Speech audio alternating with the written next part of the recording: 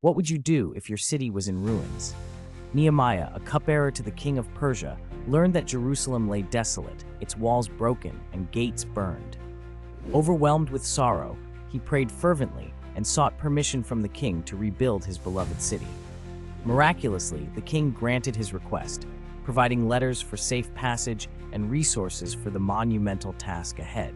Nehemiah arrived in Jerusalem and faced immediate opposition from local leaders who mocked and threatened him, trying to instill fear. But he didn't waver.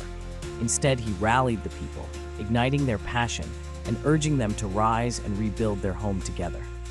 Working tirelessly, the walls began to rise despite the threats, fatigue, and doubts that loomed over them.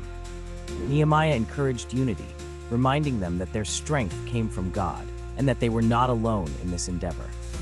In just 52 days, the walls of Jerusalem were completed, a remarkable testament to faith, perseverance, and the power of community. This story teaches us that no obstacle is too great when we work together for a common purpose. What can we rebuild in our own lives? Remember, your walls can be restored too. Share your thoughts in the comments below.